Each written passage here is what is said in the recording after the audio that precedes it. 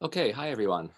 I'm David Corey. I'm the director of Baylor in Washington, D.C. I'd like to thank you for tuning in for our panel on evaluating liberalism.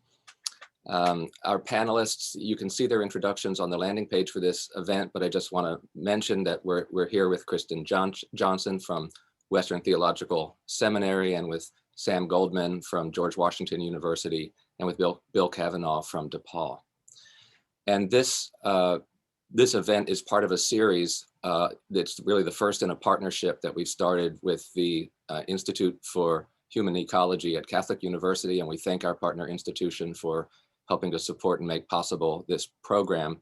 And that joint initiative has a name. It's the Joint Initiative on Faith in the American Commonwealth, and our plan is to just start to explore together some places where people from different faith traditions have to wrestle with issues of social, political, or economic life. And our goal here is just to help be a platform where people can think out loud about some of these difficult issues. Our panel today on evaluating liberalism will go for about an hour, and I thought I would just let the audience know kind of the shape of what we're trying to do so that you can sense where we are and how we're pacing ourselves. I realize that liberalism is not a household term in the United States, at least not the way academics use it. And so we should probably start by just doing a little bit of spade work around the term itself and clarify what we're trying to evaluate, what we mean. And then I think the history of liberalism has involved an awful lot of good. And I thought I would ask our panelists to reflect on some of the reasons behind liberalism, why we do politics this way, and what kinds of goods it has brought. And then of late, it has suffered, I think, extreme criticism. Now, of course, liberalism began around 1820, and it started to be criticized around 1820. And ever since then, it's been failing. So this is not new. Nevertheless, we're seeing fresh and trenchant criticisms, both from the right and from the left. And I think people of faith are bound up in this too, and sometimes are involved in the criticism and sometimes just wondering what to think. So we'll look critically at liberalism as a panel here. But then I want to end by saying something constructive. I think one of the defects of so much of the recent criticism of liberalism is that it's not constructive. It doesn't offer real alternatives, and it's more tearing down than it is building up. So I want to look at what we should do with and in regard to liberalism in light of the criticisms that are being made. That's the plan. I want to thank our panelists for joining me. Thank you all very much. And maybe I'll take a first crack at just making a sketch of what we're talking about when we talk about liberalism, and then see if you all would fill that sketch in a little bit, or maybe disagree with me if you want to disagree in some particulars. But what we're talking about very broadly is a way of thinking about and practicing politics that is modern. Maybe it has roots that stretch back to the Reformation and maybe even before the Reformation, but as a self-conscious way of doing politics. It's modern, and it comes to life around the early 1800s. And I think for our viewers, we're not just talking about, sometimes in America, liberalism is used to refer to the left. And we're not just talking about the left. We're talking about something much broader than that. We're talking about a way of doing politics that, let's say, competes with socialism on the one hand as a way of thinking about politics, and the authoritarian state on the other hand. So liberalism is a kind of political system that values individual freedom and autonomy and formal equality, and that kind of makes it unique among its rivals. So let me just let that be a provisional sketch and see if any of the three of you would like to add anything to that to help us clarify the subject. Sure. I mean, one way you can look at it is etymologically. It comes from libertas, meaning freedom. And so I always think that liberalism is the prioritizing of the free over the good. It's one way. So in other words, you say that as a society, we're not going to decide on substantive goods. We're going to prioritize freedom and let everybody decide what they think is good. And so there's a certain kind of individualism then that comes from that it's not a kind of communal decision about what's good, but it's an individual decision about what's good. And also freedom is defined, I think, essentially negatively, meaning it's a freedom from rather than a freedom for. So it's a freedom from interference. You can decide whatever it is that you want and you think is good. And nobody else can tell you what that is. And so it's a freedom from interference of others rather than an attempt to describe freedom more positively as a kind of capacity to do a certain thing. So when I teach my students, I talk the distinction, you know, I might be free to play the piano in a negative sense if nobody is stopping me from playing the piano. But in a positive sense, I don't know how to play the piano. And so a kind of full freedom would be both negative freedom from interference and positive freedom to do something good. But liberalism kind of restricts itself to a negative freedom precisely because it doesn't want to get too far into the woods, into the weeds of deciding what's good and what's not. I think that some people make a distinction between classical liberalism and new liberalism, and sometimes the way that distinction is made is to divide the classical as the negative and the new as the positive. But if I understand you correctly, Bill, liberalism, both in its classical variety and in its modern new liberalism variety, though there's talk of positive freedom, it's still all mostly negative. Yeah, I don't know if it's all negative or mostly negative, but the negative has priority. Right, at least that's the first thing that you need to safeguard, and then, you know, positive goods are as much as possible left to the individual to decide. That seems to me to be essential to liberalism.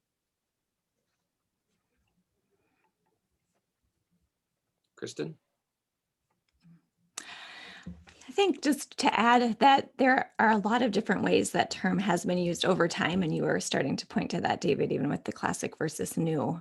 So, you know, you can think about it economically as well as politically, and you can think about it historically. And I think in its original iterations, it was perhaps a bit more robust, what some people call kind of a metaphysical conception, sort of connected to a, you know, what John Rawls called a comprehensive doctrine and a whole way of life, even though it was trying to be open to having people be able to select their own goods.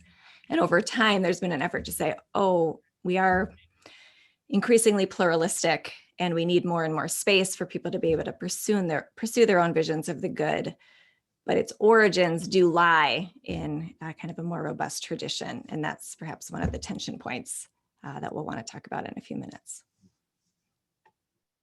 Come on in, Sam. Yeah, I think I agree with both Kristen and William.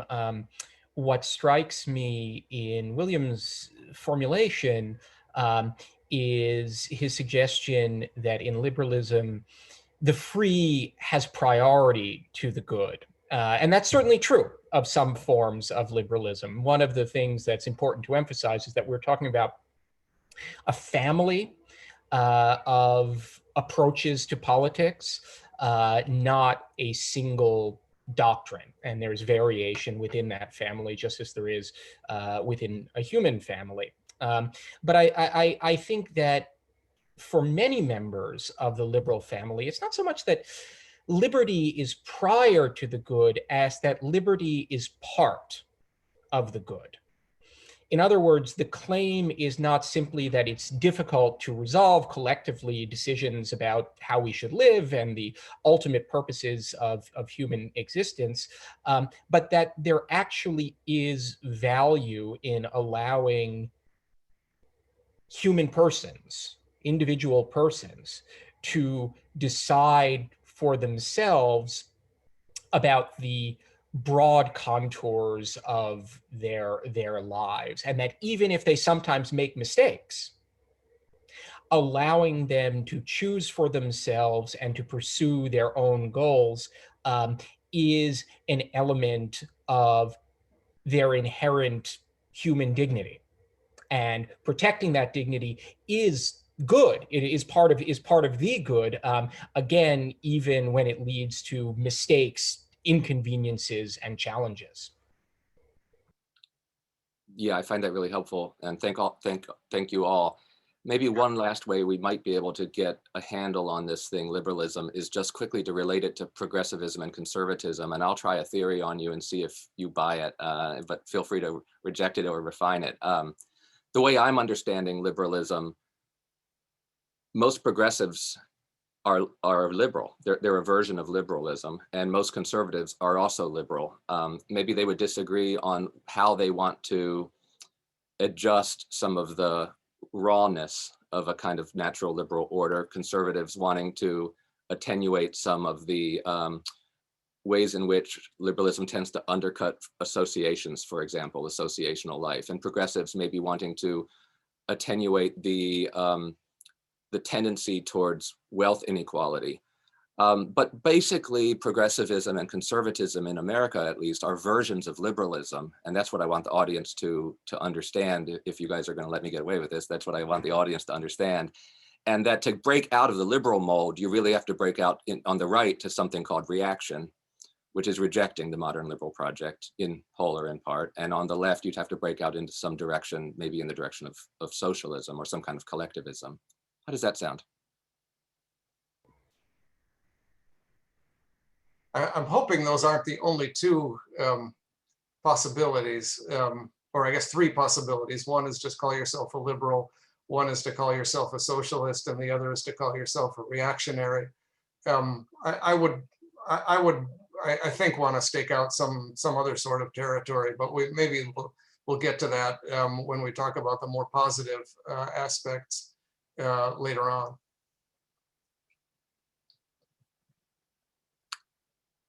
Okay, if anybody else wants to jump in, now's the time. Otherwise, I'll move to that.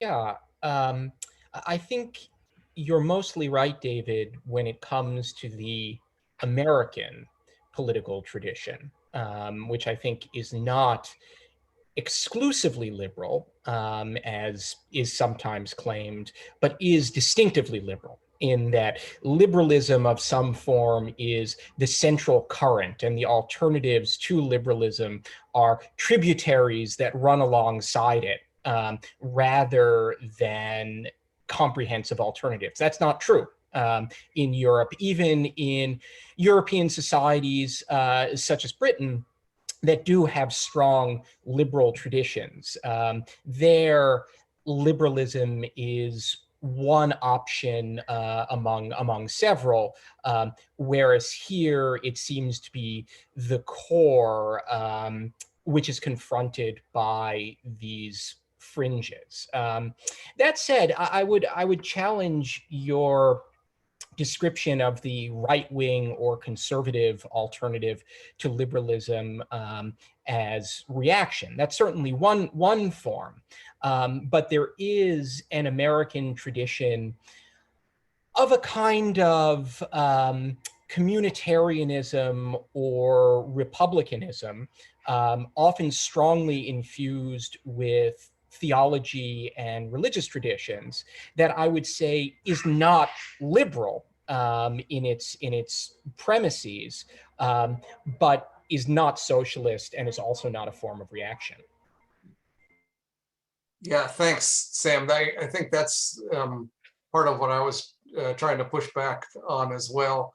And that's not only on the right, but that's on the left as well, or in places that can be, as I would want to stake my own place out, in places that can be described as neither right nor left, but places that seek a kind of robust discussion about goods and freedoms in more local types of community, and that in some ways kind of, I think of something like the Catholic worker movement or something like that, which kind of defies some of these right-left dichotomies. Are not on that spectrum.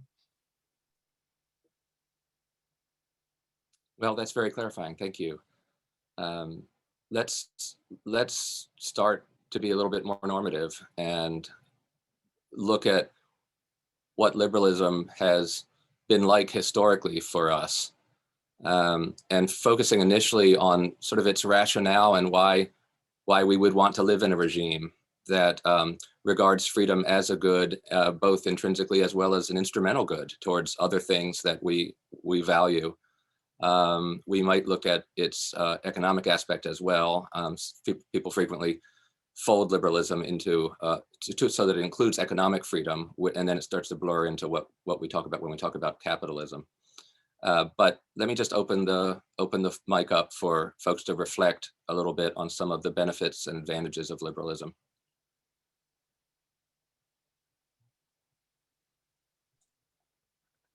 Well, I mean, speaking from my point of view as a Christian theologian, I think the idea, both of the ideas of religious toleration and the idea that you would take coercive power away from the church, both of those, I think, are unvarnished goods.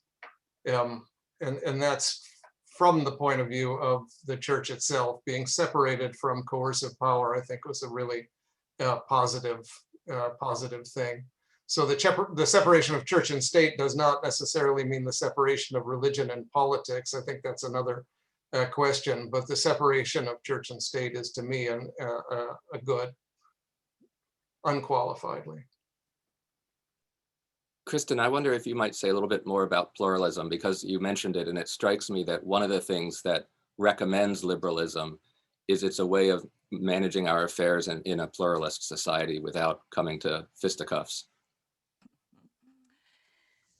Yeah, so I mean, political theory is such an interesting discipline because it is an imaginative discipline. You're trying to imagine how we can live life together.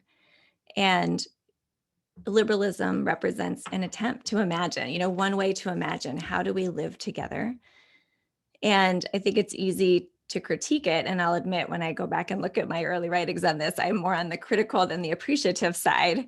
And I think as I've aged a bit, I have a little more of a generous spirit towards what it's trying to hold together that is good. And these real challenges that we're navigating today in American society, where we have a lot of different people with a lot of different ways of life and a lot of different beliefs. And what does it look like to try to live together in the midst of that range of difference? So tolerance, as Bill mentioned, has really been a part of liberalism right from the start. Going back to John Locke, trying to imagine kind of ways of living together in a different context, British context then. And I think we can and will want to question some of the narratives that make liberalism seem like sort of the great savior in this, the only alternative is religious wars and bloody coming to fists. And I think there are some narratives around kind of then liberalism and pushing religion to the private sphere was the only way forward. I think we want to probably complexify that. But if I'm, really empathetic that people were trying to imagine a different way of living together than people had permission to imagine before, and we're looking for concepts and ways of organizing our life together that could allow us to tolerate one another in the rich sense, not the bland kind of version that we often use of anything goes, but to really say we disagree. As Sam said earlier, you may make choices that actually are really bad and even morally reprehensible, but we will give you space to make those choices, and we will allow the space for that level of difference to exist. And tolerance is, I think, a very complex and contested virtue, which we could spend a lot of time talking about in its own right. But if we want to connect that to today, that's kind of one of the questions I think that we're looking at is, what does it mean to tolerate one another in our differences? We could talk about cancel culture and, are we at a point where we're not sure how to live together with those differences? Even if I look at boycotts as a really specific example, if I think about boycotts that were, in the civil rights movement, weren't to shut down a business, but to try to garner a level of rights and participation in our civil and political society. And now it seems like when I look at how boycotts are being used, it's often to shut down a business because of a conviction with which one disagrees. And that's not really the tolerance, the kind of the good part of tolerance that I think liberalism was trying to carve out space for, that we can allow certain levels of difference to coexist, and be okay with that and view that as a good. Before I turn over to Sam, I just want to say I really like that emphasis on political imagination that you opened with. And it seems like we can get locked into certain boxes that limit our political imagination because we don't really see alternatives. And at the same time, I think we live in an age in which we should be calling on our political imagination as much as possible and doing so collectively and together, like in this panel, for example. And I just wanted to say your emphasis on toleration is so important. And we are doing an event, we'll put a slide up for it at the end of this one, on toleration and civility, to try to think through, you said it was contested and you're right, and try to think through some of the difficulties of liberal civility and liberal toleration and what a deep toleration looks like versus a shallow one. But so thank you for all that. And Sam, did you want to share anything? Yeah, I have two thoughts. And the first concerns toleration. And while I agree about the good of toleration and the role of liberal politics in promoting it, I think liberalism is different in its treatment of difference or pluralism, as we might say today. The idea of toleration is nothing new and nothing distinctively liberal. And you mentioned, or at least alluded briefly, to some of the precursors to liberalism in the Reformation or even in medieval Europe, when toleration was not unknown, contrary to the caricature of a monolithic authoritarian religious state. That's a caricature that was promoted by many liberals. Rather, liberalism suggests that what is possible in a modern society is not merely toleration in the sense of a majority permitting minorities of weirdos to do their own thing, but a combination of civic and even social equality with significant difference in religious and ultimately what we might call cultural practice. And that connects with the second feature of liberalism that I think is worth emphasizing and defending, which is a certain kind of egalitarianism. Now, the relationship between liberalism and democracy is famously complicated. Many Democrats have not been liberals. Many liberals have not been particularly democratic. But there is a form of egalitarianism built into liberalism that I think is expressed by Jefferson's famous description of the palpable truth that the mass of mankind have not been born with saddles on their backs, nor a favored few booted and spurred, ready to ride them legitimately by the grace of God. In other words, liberalism insists that even though certain forms of hierarchy and rule are unavoidable, they are established and derived their authority from human action, if not necessarily formal consent. And there isn't a hierarchy of nature such that some people, simply in virtue of being born, are entitled to tell others how to live. I think, Sam, given that you've just said that, could you reflect out loud in that sort of framework about the problem of American slavery and its relationship to liberalism? My instinct is to say that that's the exact opposite of liberalism, and that liberalism itself isn't what led to slavery, but rather what gradually led to its abolition. But would you have thoughts on that? Well, I think that theoretically, slavery is the antithesis to liberalism. And you see this very clearly in early liberal and what might be called proto-liberal or pre-liberal discourses, going back to Locke, to whom the clear alternative to natural freedom is slavery. But a theoretical opposition to slavery is not the same as a practical opposition to slavery. And for complicated reasons, it turned out that the practice of slavery was not only compatible with, but actually promoted in some cases, other forms of liberal freedom. And this was a great contradiction, maybe the great contradiction faced by the framers of the American Republic, not all of whom, again, were liberals. As I mentioned, there are these alternative non-liberal traditions, but who did, I think, on the whole, understand themselves as establishing something that we can recognize as a liberal regime. And they didn't know what to do about it.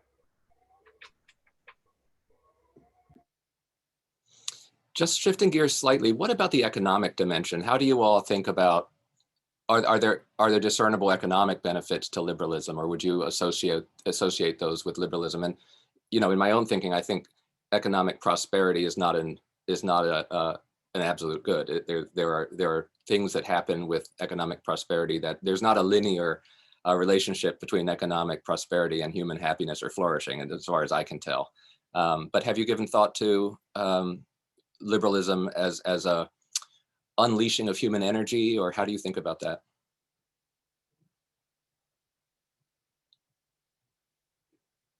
Can I ask you, Bill? Well, if we're still trying to be positive, then I might have to pass. But You want to punt? I mean, I want to kind of, in some ways, go where Sam was just kind of leading us, which is to the historical link between the rise of liberalism and what Marx called primitive accumulation. You know, that in at least at its early stages, liberalism was much more about protecting private property than it was kind of achieving equality. And so there's a really strong link between the idea of freedom in politics with freedom in the market, right? That you get what you want and no one can tell you what the good is, and you have the right to dispose of your property in such a way that no one else can tell you that it has to be put to the service of the common good, for example. And so the idea that you find, you know, in Catholic social thought of a kind of social mortgage on property, or you find in Aquinas, that is, to me, is abrogated by at least certain forms of liberalism. And that's a loss rather than a gain. And so, yeah, well, maybe I'll stop at that point and let somebody else come in.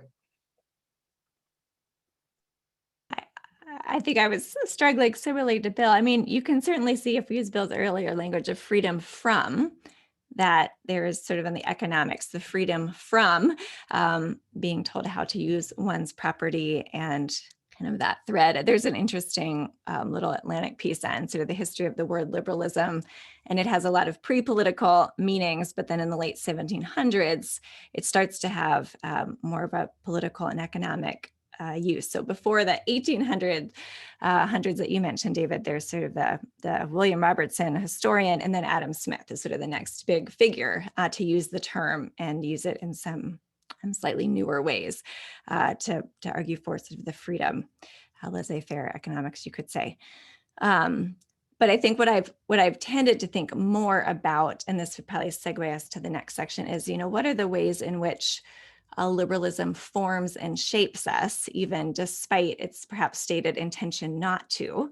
And that's one in which it does seem like it's been hard to not be shaped by some aspects of the market and by capitalism. And I was thinking about it a bit even with the slavery question and Sam's distinction between the theoretical opposition of liberalism, but in practice, we were not able to resist that logic, and how much of that is sort of the economic and the free market capitalism. These are not my areas of expertise, so these are conjectures, but I do wonder about, the impulse towards profit, which is not all bad, but what's the formative aspect to that prevents us from being able to resist the incompatibilities. I can either turn the conversation towards a more critical view, or I can see if Sam wants to say anything. Looks like he... It's up to you. I'm always prepared to say something. So if you would like to move on, you should not feel inhibited about muting me and moving along. Let me make the shift. I see we're at the sort of the bottom of the hour, so I'm going to put it this way. What are some of the dangers that citizens in a liberal regime need to watch out for? And especially, we can bring this in when you're ready, but especially given our context here at Baylor University and Catholic University of America, for religious believers, what are some of the things we have to watch out for in liberalism? Well, to continue that, so let me make comments on economic dangers and political dangers. In economics, I mean, I have made the argument before that there's a not coincidental link between some of the kind of exploitative features of the market, the so-called free market, and the prioritization of negative over positive freedom.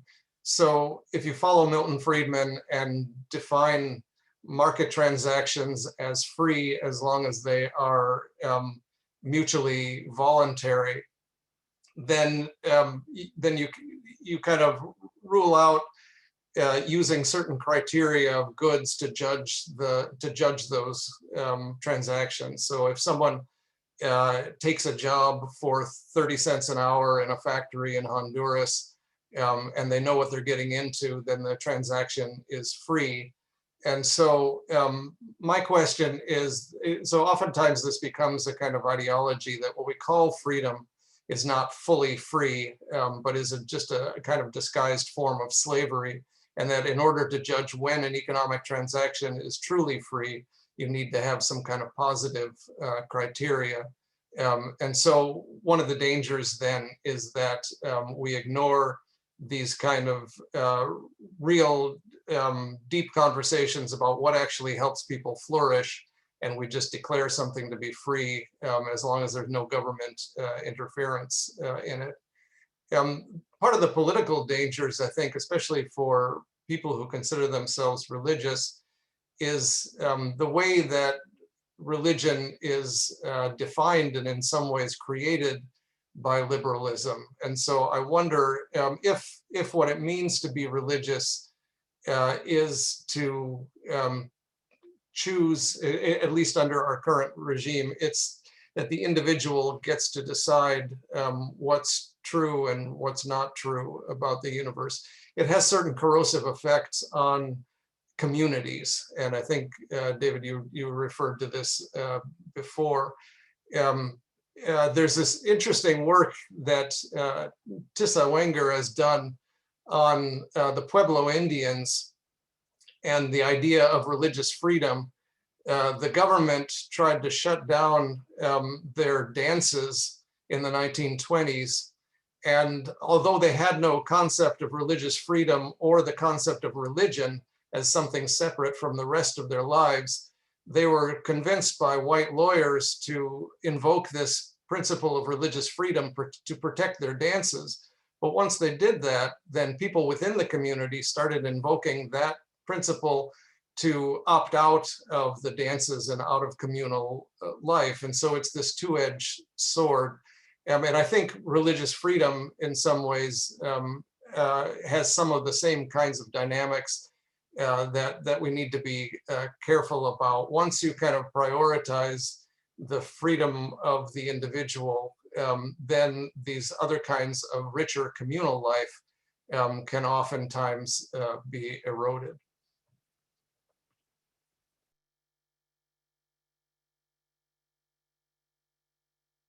Who else? Pam, I was going to suggest you go next so that to make sure you get to go this round. I don't know how much I have to add to that. I might formulate it slightly differently, which is that liberalism is an attempt, and not always a successful one, to find a middle course between two parallel dangers. One is the immersion of the private into the public, that is the subordination of individual freedom to ostensibly shared purposes. The other is the reduction of the public entirely to the private. So it becomes impossible to recognize any purpose or any good that is not derived from individual, unaccountable, subjective preferences. And because liberalism emerged historically as a way of preventing the first danger, it's constantly at risk, I think, of encouraging or enabling the second danger, even if in the classical formal statements of liberal thought, you don't see that argument made explicitly. I can pick up there too. I love how Charles Matthews, who says, every political imagination has their nightmares, and the nightmare of liberalism is the religious wars, and this fear that there's this kind of conflict waiting to erupt. And I think that taps into a few different things. On the one hand, he would suggest that means liberalism is actually quite afraid of conflict and is always trying to find ways to figure out what we can be unified around and sort of keep conflict below the political realm. And I think we're seeing that that's not been very successful. David, I think you've written recently that we don't have overt wars, but the culture wars, are they kind of another form? And what do we do with all these layers of conflicts that we don't seem to know how to adjudicate? And I think then because of that fear, if Matthews is right, there's this desire to push things to the private realm, and religion is often part of the creation of sort of even the category of religion and the idea that it's private.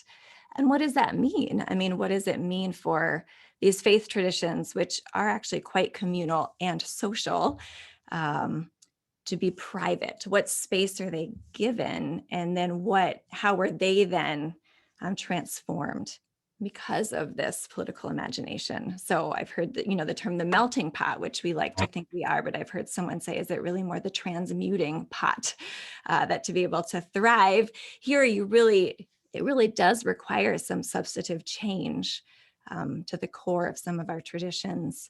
And if there's, like John Rawls would say, yeah, kind of part of why liberalism works is because if we consider Christianity a comprehensive doctrine, it's actually not really comprehensive for most of its adherents. They're willing to kind of let political values and ideologies take priority. And that's kind of why it works. But I would say, as a Christian theologian, I kind of want the faith traditions in our society to be robust and to be able to be fully who they are. And I'm not sure we have to be so fearful of that. I don't think we're trying to take over. And I think when we see it trying to take over, it's actually when it's adopted more liberal categories rather than kind of the categories that go with our longer tradition. So there's a lot more I could say there, but that's it. Well, let me try to drop an idea and see how you guys relate to it. Somewhat more anthropological approach, which is that insofar as Bill is right that, and I think we're all in agreement that liberalism has a kind of prioritizing of freedom. Freedom is actually a very difficult thing to live out. It requires self-discipline. If we're not going to be disciplined by family and by church, and then it requires self-restraint and self-discipline if it's going to correlate reasonably to human flourishing. And it strikes me as a possibility that as liberalism ages and we chase after these freedoms, and not just the ones that we have more or less secured, but now new ones, the quest for freedom can become something like an ideology. And I mean that in a negative sense, that we place such a value on freedom that anything in our culture that exercises restraint upon us, like our churches, or like our families, finds itself swimming upstream. It's not getting supported by our regime type. I'm glad that we mentioned family just in time to see a family. Do you think there's anything to that? This kind of I mean, I think maybe we used to have stuff like liberal education that teach us how to be free. But the project of living a free life, I think, is actually incredibly demanding. And to expect that all citizens can do this and thrive without restraint is ideological and utopian. Yeah, James Madison was actually worried about this, right? Is that he thinks that he recognizes at some point that you need virtuous citizens to make this experiment work, but it's set up in such a way that you can't inculcate virtue, right? You have to depend on other kinds of communities to inculcate virtue. And so, I mean, that's a difficult thing. So one of the things that you can do, of course, is advocate for a kind of patriotism and nationalism that in a way substitutes for more traditional forms of belonging.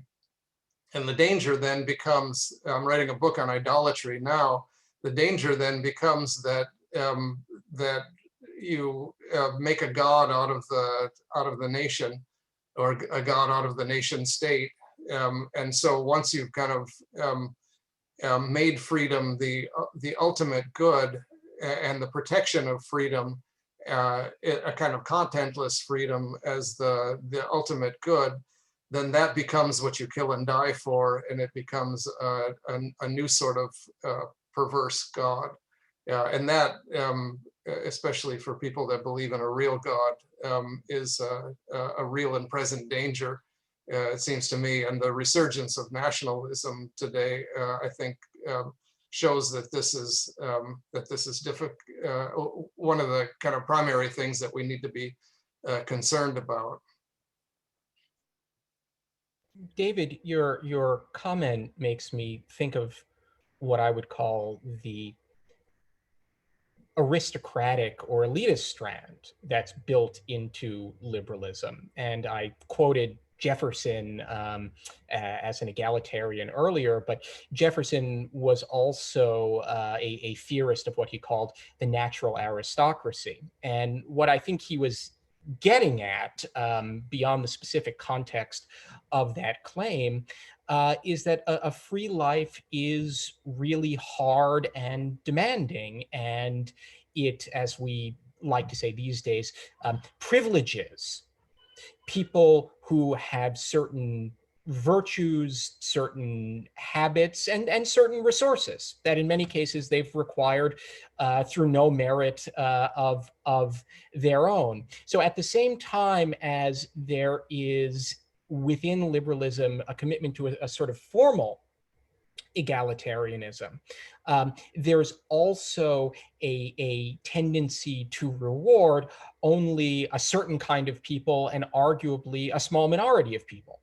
And I think that the recurring populist or nationalist or reactionary waves of resistance to liberalism, which can be traced back as far as the middle of the 19th century, draw on this accurate sense that liberalism is really good for a certain kind of people, sometimes associated with ethnic or cultural characteristics, but it's not so great for a lot of other people. And in some situations, the other people may find themselves in the majority.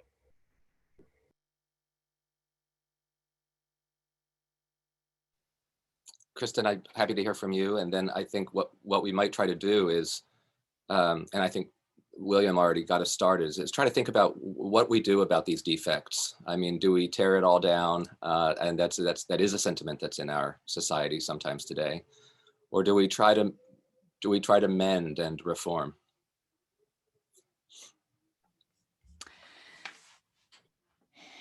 I think it was Patrick Deneen who was writing about kind of the success of liberalism is connected to its failure, and I don't perhaps I'm seeing some connections in my head. I'll see if I can tease them out. That, you know, if it's right that liberalism has had a shaping impact on things like the faith tradition in its midst, and if Tocqueville was right that we needed those groups to inculcate a certain level of virtue and self-sacrifice and the things that make our political society work, then what do we do? Because maybe we don't have the institutions that we need to provide some of I guess the virtue formation, you could say, that enable this to work.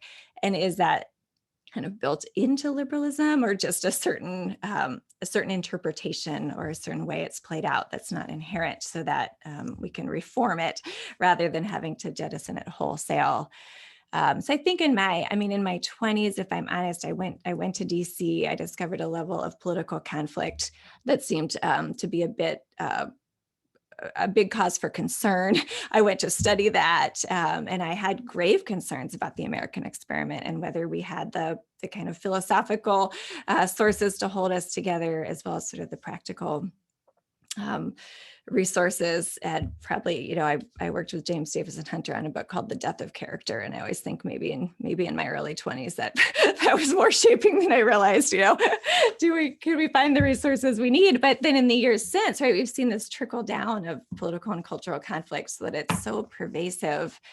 And yet, what I ended up doing was going on to study theology and looking at the long traditions, and that we have been through a lot before in our faith traditions, and we've seen a lot of political turmoil before, and it's been okay.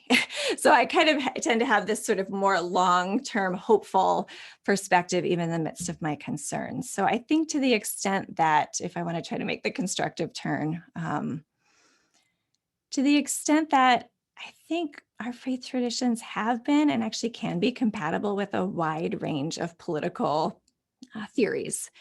And I don't think that liberalism, I'm not going to hold it up as an ideal, but I'm also not going to hold it up as the enemy. And I think we have to wrestle with, from our own backgrounds, sort of kind of what does it take to form robust adherents of our own faith traditions, and can that translate into robust citizens, not for the sake of citizenship, I think, but as sort of an overflow. And is there space for that? And I think that's where I see the kind of Christian nationalism coming in, if I'm honest. It's that I blame more our, if I'm thinking of Christianity, I don't think our churches have offered robust enough formation so that we see kind of these congruences and conflations that ought not to be there. One thing that's helpful about a panel like this is if we can identify those weaknesses, then we can be fairly concrete and precise about what needs to happen. I mean, helping our churches build what's missing there. Mm-hmm. And I know you all know about Yuval Levin's book, A Time to Build, and that's helpful, and especially for the young people who are on the call who may feel alienated and like there's just nothing they can do, everything's falling apart. Mm-hmm. Build the institutions that are necessary for human flourishing. Just jump in and do it. We need young energy to do that. And I'm still open to the other two panelists, but I'll weave in one question while we're going, because it relates to constructive options. Can liberalism be part of the good without its corrosive tendencies overwhelming the good? Given contemporary appeals to liberalism to undermine traditional communities, how sanguine or optimistic should we be about liberalism? Well, I'll jump into that one and suggest that, in my view, many of the challenges to traditional religious or other communities today are not grounded in liberalism. They're grounded in the abandonment of liberalism in favor of an immersion or submission of private or communal goods to the national public good. And that comes in left and right-wing flavors. So there's been a lot written recently, and Kristen alludes to this discussion about Christian nationalism. But that seems a far less significant and powerful phenomenon to me than the revival of a non-liberal and even anti-liberal progressive nationalism, which seeks to impose a highly specific and controversial vision of social order. So in many of these cases, I see liberalism properly understood less as the problem than as the solution. And I've noticed over the last few years that people on the left are much less likely to call themselves liberals than they were, I think, even 10 and certainly 20 or 30 years ago, particularly younger people. And I think that's a good thing. I think that's truth in advertising, because much of the agenda of the modern left is anti-liberal in effect and often also in intention. Bill, what do you think? Yeah, I have a friend who defines liberalism as the untruth that we can't really disagree without killing one another. And so we try to avoid disagreements by putting these kind of conversations off, and in some ways just imposing will on one another. And so in that sense, I think Sam is right, although I would disagree on the dangers of Christian nationalism. I think there's enough to dislike on both ends of the political spectrum. But if the question is, what do we do about this? I think this idea that we can have robust identities. I mean, so that idea that we can't disagree without killing one another at a deep level, I think is really corrosive, because I think we can, as both Kristen and Sam have said, that there's a long history of coexistence and cooperation among people with profoundly different views of the world. And I think we really, we can do that. And so what's needed is a kind of embrace of the robustness of these kinds of identities. And I'm thinking particularly here of the church, of the kind that we saw in the civil rights movement, right? That you're drawing on something more than just kind of identity politics, but you're drawing on a very deep theme of the brotherhood and sisterhood of all humanity under a good God, and these kinds of identity that are formed in local communities, but then are brought out into the public sphere for the sake of the common good. That I think is the best that that our so-called religious traditions have to offer. And in order to do that, then I think that liberalism needs to make space for the freedom of groups and not just for the freedom of individuals.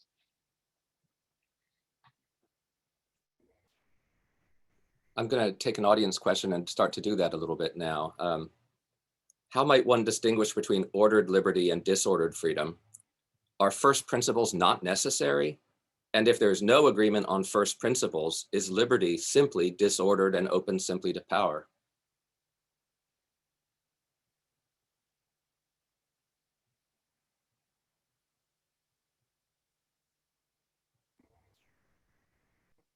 It was a good question. Yeah, I mean, that's the danger, right? Is that if if you don't have, and I've written on this with regard to the market, right? That if you don't have any agreement about what are goods, then all that remains is power, and the entity with the most power wins. And that's and you can see that in all kinds of different ways in the market today, and that's why we have such rampant inequality. Is that we look at these kinds of arrangements where corporations can shop around the world for the lowest bar as far as ecological regulation or labor prices, and they can pay people disgraceful wages, and we call that freedom. And the reason we call that freedom is that we don't think that we have these kind of substantive goods as to what, or that we can enter into these conversations about what substantive goods are. We just have to kind of bless the freedom of the market. And so, yeah, that's one of the inherent dangers. There is another way to look at it. The way Rawls looks at it, for example, is that we may not have to agree on first principles. Maybe what we need to agree on are the prior goods that are instrumentally related to goods we all want to pursue. So what are the necessary goods that enable us in our individual pluralism to pursue the projects we want to pursue? And certainly a certain amount of material well-being counts as that, as well as freedom of thought and speech, liberty of belief and conscience. So you could sort of round up some basic goods, which would be a different way of saying what we do agree on in a liberal regime. And to have those conversations would be to have very different conversations than the ones that go on in most departments of economics, right? I mean, I think to have those conversations is the kind of thing that's going on in places like the fair trade movement and labor, the labor movement, and those are the kinds of conversations that I think that we need to have. Whether or not you can say those are liberalism is another question. Mm-hmm. I think that more than agreement about first principles, which is rare and something of a niche taste. I mean, intellectuals who go on panels and watch panels love talking about first principles. I don't think normal people really think in those terms. What we need are common experiences, and you can only have common experiences with those with whom you actually live and work. And one of the many sources of our present discontents, I think, is the demand for abstract consensus at the expense of practical cooperation. And a problem with nationalist or national level approaches, particularly in a state as big as ours is that they are inevitably distant from the experiences people share that sometimes encourage agreement about first principles, but also sometimes show that people can live and work together even if they don't agree about very much. And that abstract agreement or consensus is not necessarily the most important factor in successful social and political life. I think it discounts, for example, the incredible effects of voluntary association, where you're trying to tackle some kind of problem. You don't need to agree on everything, but you need to agree that you want to do it. And then you engage with each other in trying to solve this problem. You see each other's virtues, you activate each other's civic consciousness, and you become friends of a sort, civic friends. And I think this helps us with our problem of alienation, that we have no hand in the solutions to the problems that are ahead of us. And I think that something similar could be said about more robust local government too. Could I ask a follow-up? Yeah. Sam, I'm curious what your thoughts are on the data that seems to suggest that we're living increasingly kind of stratified lives, that the places where we can connect, where our real lives could connect, are fewer and fewer. And there's sort of a siloing effect going on. I mean, we could add to that sort of in the impact of social media, but I'm really thinking more of some of the political science data, and I think bridging trust, that we need places where people from different backgrounds can come together and have bridging trust, but that there are fewer and fewer places like that, and it's having a real impact on our ability to live together. Yeah, I think that's absolutely right. And one of my concerns about the response to the pandemic and its lasting consequences is that it will encourage some of those tendencies. So on the one hand, it's nice that we can gather here from several places with several hundred people who may be all over the world, but it's not quite the same thing as being in a room with people with whom you can agree or disagree, but in any case, develop personal connections. On the other hand, it's possible that increasing comfort and infrastructure for remote work will make it easier for people to live in different parts of the country and pursue the careers or other opportunities they want. And maybe that could reverse some of the geographic segregation that we've observed. But I agree, and I don't have a big answer that the ease of confining one's life to a bubble of like-minded and like-living people is a real problem. And part of the problem, of course, is that to suggest measures that would force people to encounter one another is a very unliberal thing to do, right? So we want to live wherever, people will say, I want to live wherever I want, right? And part of that, I want to, follow the newscast that, agrees with my opinion. I don't want to have to, encounter, I mean, it's just, in some ways, it's just the working out of the market, and those who have the ability to do so can choose not to encounter other people, and to suggest ways that to reverse that is in some ways a very unliberal thing to do. Well, I would disagree with that to the extent that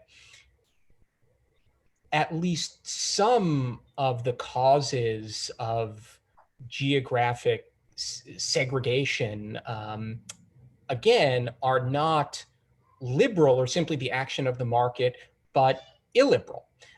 So one of the reasons that people in different economic classes find themselves living in very different places is that regulation of the housing market makes it easy for rich people to exclude not only poorer people, but even slightly less rich people from areas or neighborhoods where they genuinely want to live. So my point here is not that we should simply let the market work and it will produce the optimal social mix. As long as people are deciding how and where to live, their preferences and affinities will be reflected in their decisions. But I think we shouldn't be too quick to conclude that this is simply the result of market behavior as opposed to the result of market distortions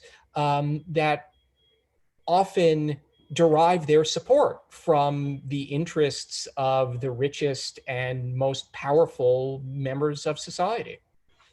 Well, that to me is what the manifestation of the market is. I mean, you can argue this both ways. You can say, the freedom of African Americans to live in the suburbs is being curtailed by certain kinds of policies.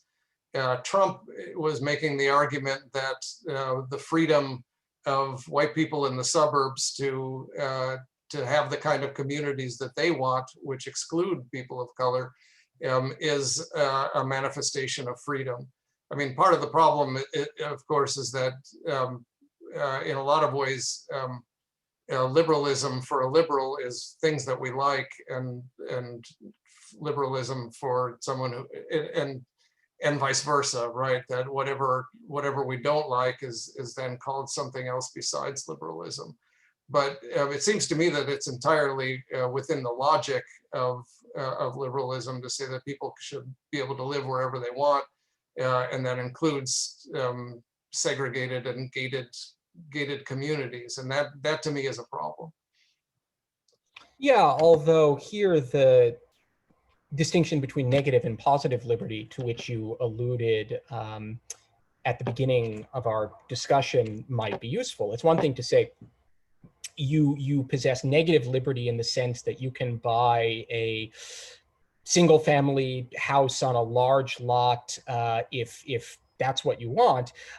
It's another to say that you have the positive liberty to prevent your neighbor from selling the same property to build a two-family house or a small apartment building. And I think many of the forms of exclusion that we both seem to have in mind come from demands for that kind of positive liberty, rather than a claim on the negative freedom to do your own thing.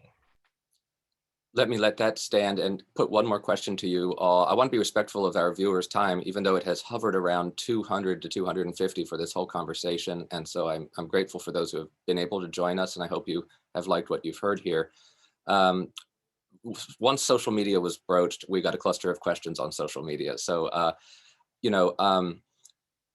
I know you've all thought about this. What are your thoughts about, obviously, the dangers to liberal democracy that come from social media? And I guess we're talking about things like Twitter and TikTok and Facebook most of all. Are there some ways in which social media make liberalism more possible?